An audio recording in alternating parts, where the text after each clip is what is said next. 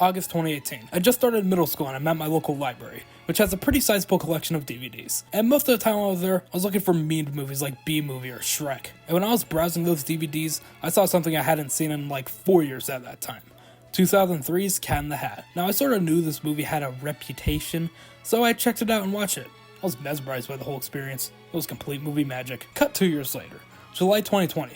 One of my best friends decided to watch Cat in the Hat over Discord. I watched it again, this time with friends, and it was just as magical then as it was 2 years before. Cut 3 years later, August 2023, high school. That same friend saw that they were screening Cat in the Hat at my local theater. I decided to go with him because it's the goddamn Cat in the Hat. I've never passed up the opportunity to watch this movie, and I sure as hell wasn't going to start now. So I played Mario Kart 7 when we were watching it, and I also recorded the trailer for the Paw Patrol movie, because why the hell not? So what I'm trying to say here is that my connection to this movie is deeper than anyone could imagine, which is why I really want to look at it. Is it good?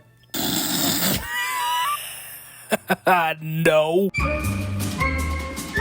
So Dr. Seuss has had an interesting cinematic legacy, to say the least. Fun fact, he actually wrote the screenplay for a movie in the 1950s, but for the most part until his death in 1991, any idea of there being an adaptation of his stories that wasn't a TV animated short was out of the picture. But when he did die and the rights to his properties passed on to his widow, that's when live action movies started becoming a real possibility, with the first live action movie being the Jim Carrey Grinch in the year 2000, and the second and final being the Mike Myers Cat in the Hat in 2003. Yeah, they didn't go too far with this idea, as this movie bombed and the Doctor's widow absolutely hated this movie and never wanted to see a live-action adaptation of her husband's properties ever again, which is why Dr. Seuss movies became a Illumination slot. Now, as for production itself, there wasn't really anything I could find funny, other than the fact that they re-recorded audio at Universal Studios Hollywood, which totally won't be relevant later. Also, there was a special thanks to something called the Inland Empire Film Commission, now called Film Services, which means this movie had at least some part of it filmed in the area I live in, so that's neat, I guess. Alright, let's just get into the movie now, starting with the visuals.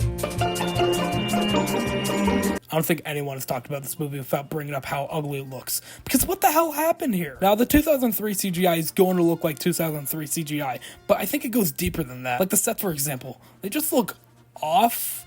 Like, everything in this movie looks incredibly fake and plasticky, and it's just kind of distracting. Now, I think it's because they try to make everything look cartoony, but with this being a live-action movie, it's more gross than it is charming. Speaking of cartoony, whenever a character does something cartoony or fast-paced, it looks really damn weird. Also, the characters that aren't just people look absolutely gross.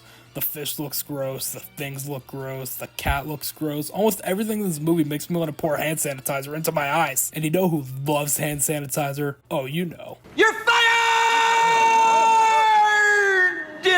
Humberflube, a Humberflube, a Humberflube. If Toothless didn't exist, you'd be seeing pictures of Humberflube all over my videos, as Humberflube is the second greatest character in the history of cinema. He's just this comically evil germaflube who loves firing people, and every second he's on screen it makes the experience 10 times greater. There's not much more to discuss about him. He's Humberflube.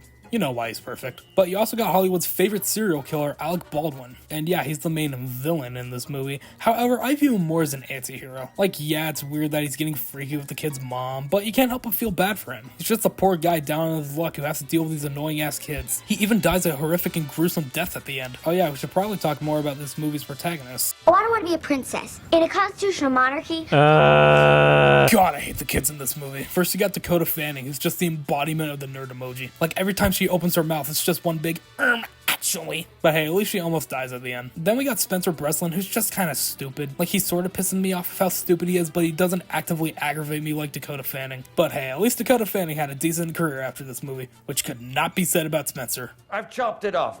Well, that's interesting because...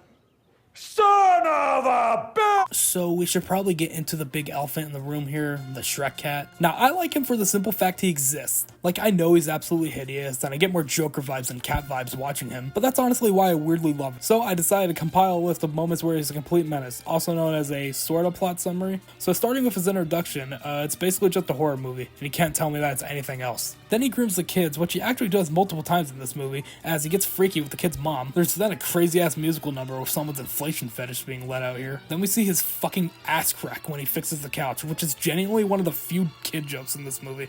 That's something weird about this movie. 90% of the jokes in this movie would fly right over the head of anyone who's watching under the age of 10. So back to the movie, we have the cooking scene, which feels like a John Oliver skit. It doesn't help that the other cat looks like a young John Oliver with blonde hair. We also have the part where he cuts his tail off, and I think the CGI fish is introduced at this point in the movie, but the CGI fish doesn't really do anything, so who cares? Then we're introduced to Thing 1 and 2, and I already said they look disgusting, but they say bazinga at one point. So I take back every negative thing I've said about this movie. Then the cat threatens to murder someone, and they have to go outside because they lost a lock to a thing, and he's beaten to death by a bunch of stupid kids. He even does the Shrek scream when he gets hit in the jewel.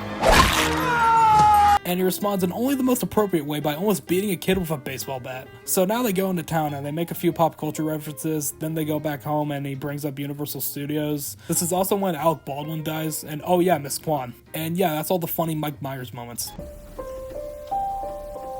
So, in conclusion, this movie is pure garbage, but I can't say it wasn't boring. It's like a horrible train accident. It's absolutely horrific and you hate looking at it, but there's something in your brain telling you to not look away. Now, don't get me wrong, this movie is awful in so many ways, but if you like So Bad It's Good movies, then this is one I highly recommend. Plus, compared to modern Dr. Seuss movies, which are just bland Illumination products, this movie is actually interesting to talk about. I mean, does the 2018 Grinch movie have Clint Howard in it?